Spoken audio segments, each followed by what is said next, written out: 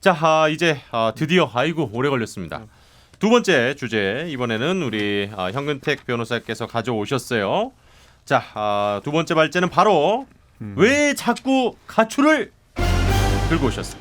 자꾸 집 밖으로 나가는 왜 자꾸 가출을 이게 지난주에 우리가 뭔 얘기를 했냐면요. 나경원 원내대표가 왜 유승민하고 손잡으려고 했냐 이 얘기 했었잖아요. 그랬죠. 그거랑도 이제 비슷한 맥락이에요. 어찌 보면. 왜냐면 어쨌든 한국당이 선택의 기로가 있잖아요. 네. 왼쪽으로 갈지 오른쪽으로 갈지. 항상 우리 김태현 변호사도 얘기가 일로 가야 된다라고 얘기하는데 황교안 대표는 눈이 일로 가는 게 같다 이 말이죠. 물론 뭐 인선을 바꾸곤 했지만 기본적으로 밖으로 나가고 밖에 나가서 뭔가 사람들하고 함께 한다는 거는 뭐 누군가 할지 모르겠지만 하필이면 토요일 날 그날 하는 거 보면 광화문에 매일 모이는 분들이 있거든요. 그렇죠. 그러니까 이분들과 같이 가려는 게 아니냐. 용어도 쓰는 거 보면 뭐 우파를 재건해야 된다. 뭐 우리 보통 보수 야당 대연합을 해야 된다 이런 게 아니라 무슨 그 쓰는 용어 자체가 보면 약간 그 우리 공화당이나 이쪽에 쓰는 용어들을 써요. 우파를 재건해야 된다 이러면서 그러면 과연 이분이 누구한테 이런 정치적인 어떤 용어 선택이나 아니면 밖으로 나가는 거에 대해서 누구와 의논을 하는가 저는 항상 그게 궁금해요. 근데 그분들이 보면 약간 제가 보기에는 이쪽으로 가 있어요 이미. 우리는 이제 나중에 이제 우리 공화당이나 태극기 세력하고 연대해서 해야 된다. 그래서 보수 우파를 재건해야 되고 항상 그런 프레임으로 가고 있어서 가장 사람들이 의아하게 생각했던 게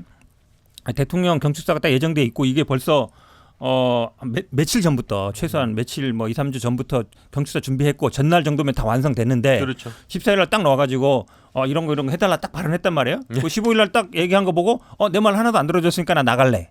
그러잖아요. 그러니까 말이 안 되는 거 일반적으로 보면 왜냐하면 대통령 경축사를 그러면 야당 대표가 14일 날 했다고 15일 날 다 고쳐가지고 그 발 들어줍니까?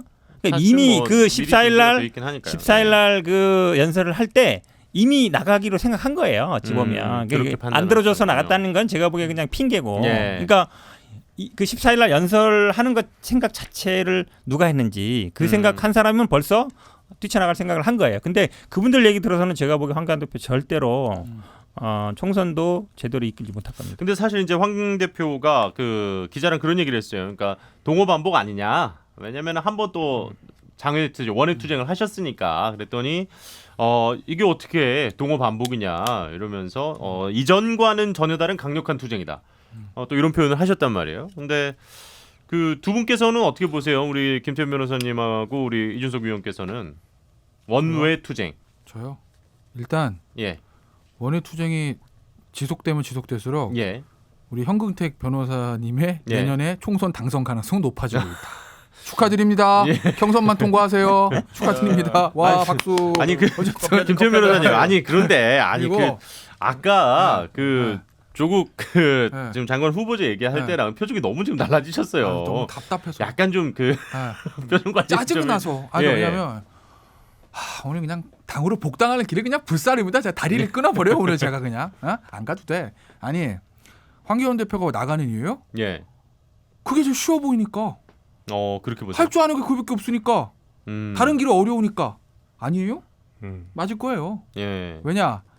모든 정치 행위는요. 타이밍이 있어요. 이 타이밍에 뭘 해야 되느냐는 게 있어요. 1차 장애투쟁은 저는 높은 점수를 줘요. 그땐 그게 필요했어요. 왜? 일단 당대표가 됐고 정치 경력이 없는데 당대표가 됐어요. 뭔가는 보여줘야 돼요. 카메라 마사지 좀 받아야 돼요. 그렇죠. 그리고 흩어졌던 민심, 이제 보수 민심들을 좀 움켜질 게 좀 응집할 필요가 있어요. 그러니까 그땐 장애투쟁 필요했어요. 이때가 이제 민생 대장정 뭐 이런 거였죠. 그래서 전국 돌아다니면서 나름대로 성공을 거뒀어요. 그래서 지지율도 올라갔어요. 그때 제가 369에서 뭐라고 그랬냐면 지금은 100점 만점 90점 이상 준다. 문제는 지금부터다. 시즌2를 어떻게 할 것이냐. 시즌2가 중요하거든요. 없어요 시즌2가. 재방송을 한다는 거예요. 더군다나 지금 언제예요? 9월이죠. 지금 뭐 해야 되죠 자유한국당? 조국 수석 인사청문회 당력을 집중해야 됩니다. 9월 뭐 해야 되죠? 국정감사예요. 국정감사죠. 총선을 앞둔 바로 전에 국정감사 야당의 밭입니다. 그걸 포기하고 장애투쟁 나가가지고 돈 쓰고 있다? 왜? 왜 그럴까요? 그게 쉬워 보이거든요. 왜냐하면 정치 인문에서 와 황교안 이거 우리 정치뽕이라고 합니다. 이거 열광적이거든요. 그게 쉽거든요. 근데 일단 장외투쟁만 하겠다고 한 건 아니잖아요. 어쨌든요. 문재인 물러나라. 문재인 좌파 이게 쉬워요. 굉장히 쉬운 구호입니다. 예. 그런데 대안을 제시하는 건 어렵죠. 하나 또 말씀드리고 싶은 건 예. 과연 보수 유권자들이 원하는 보수 리더상이 뭔가를 생각할 필요가 있다. 보수 유권자들이 장애투쟁 잘하는 사람 좋아할 것 같으세요?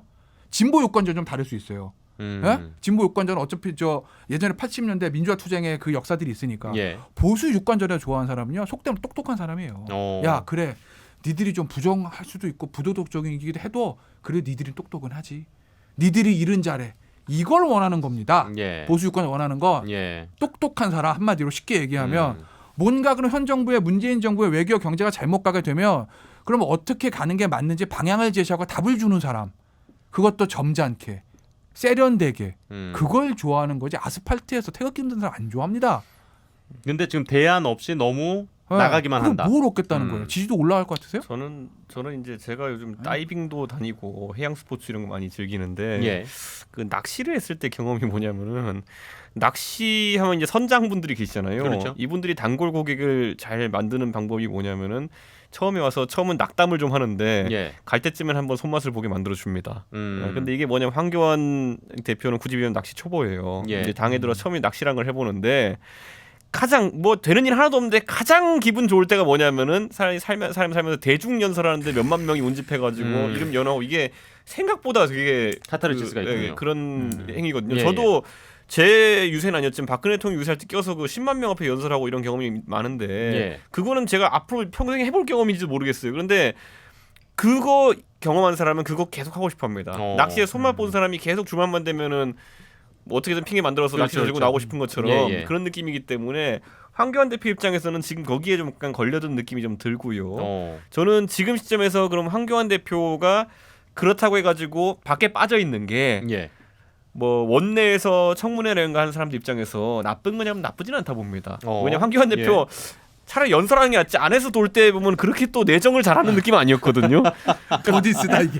그러니까 괜히 그러다 보니까 차라리 가서 그 좀 낚시도 좀 하시고 이렇게 하는 게 왜냐면 이 당 대표가 분위기가 다운되면요 당 자체 분위기가 다운돼요. 그러다 보니까 박근혜 대통령도 예전에 잘 생각해 보시면은 대통령 하면서 약간 분위기가 다운된다 싶으면은 참모들이 무슨 일정을 잡냐면 서문시장을 보내요. 그랬죠.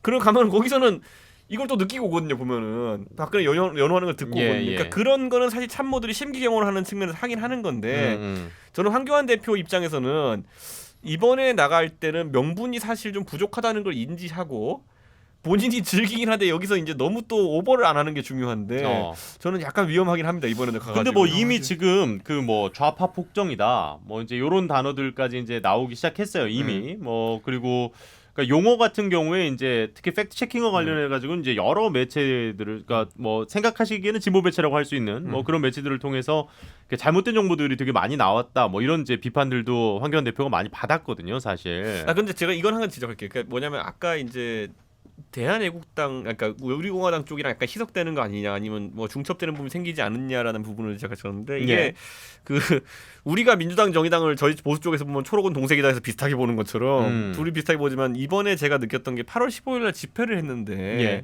거기에 갔다 온 저희 이제 바른미래당 당원들이에요. 그러니까 원래 그분은 태극기 절대 안 나갑니다. 왜냐면은 거기는 그 구호가 태극기 집회는 탄핵 무효거든요. 근데 이분은 탄핵 찬성해요. 그렇죠. 바른미래당 당원들은. 그런데 이번에는 어떻게든 가봤는데 구호가 달랐다는 거예요. 탄핵 무효가 아니라 문재인 퇴진이라는 거예요. 이것도 언뜻 보면 비슷한 얘기 같지만은 보수 입장에서 보면 굉장히 다른 얘기입니다. 탄핵 무효와 어쨌든 현 대통령 퇴진은 다른 문제죠. 왜냐하면 탄핵 무효라는 구호 아래서는 태극기 부대와 그다음에 그 나머지 보수가 공존하기가 어렵지만은 문재인 퇴진 또는 이번 정부에 대한 비판조의 그런 집회에는 공존하시는 부분이 있거든요. 그 정도는 받을 수 있다. 네, 그래서 그런 부분에 있어서 저는 못 가죠. 그런데 우리 당원 중에서 약간 그런 어떤 뭐 분들은 가셔가지고 굉장히 호평을 하시더라고요. 저는 이번에 집회가 태극기 집회랑 완전 달랐다 이렇게. 그러니까 저는 근데 장외투쟁은요 나오는 것보다 들어가는 게 더 어렵습니다.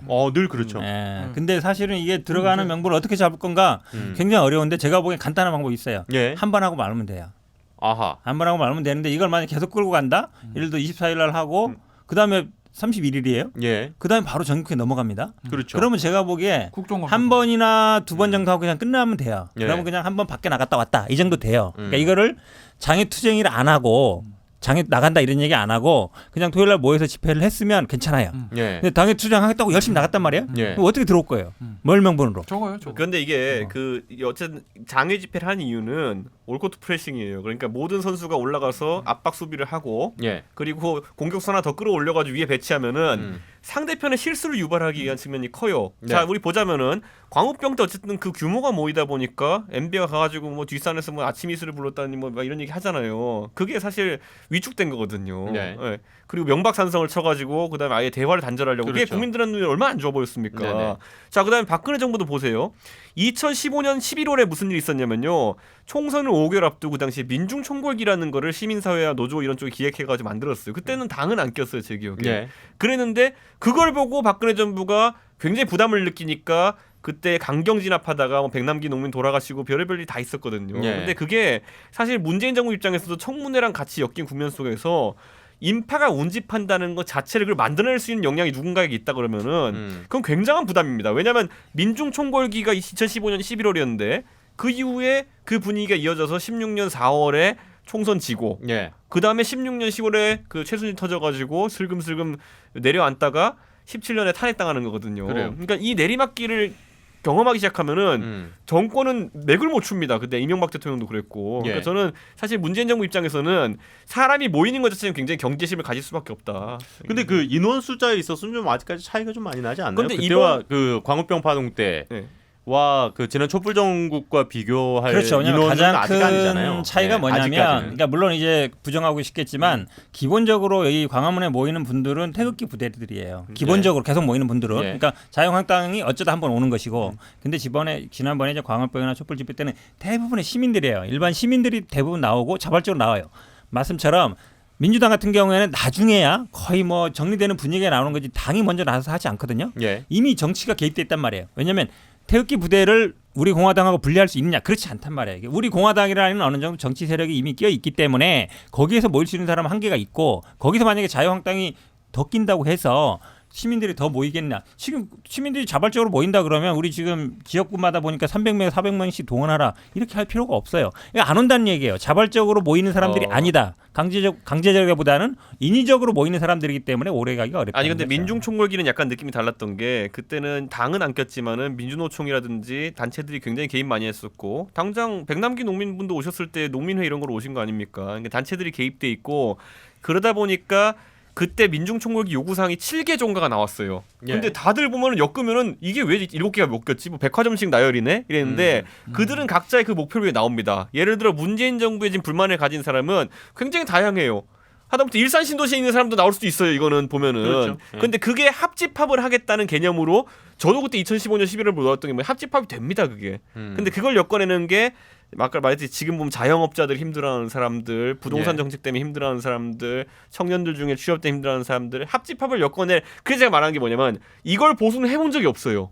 그 정치력을 발휘해 본 적이 없기 때문에 그걸 아까 말 당이 뭐 해가지고 뭐 300명씩 모아라 이거는 솔직히 돈 많이 쓰고 실질적인 실효가 없는 것이고 다른 형태로 엮어낼 수 있으면은 정권에 상당한 압박이 될 거다 이런 생각하는 거죠. 그 어떻게 보세요? 지난 어쨌든 장외 투쟁이었죠. 이렇게 그 민생 대장정 이거는 끝나고 나서 황교안 대표와 그리고 이제 자유한국당 지지율이 좀 올라갔거든요.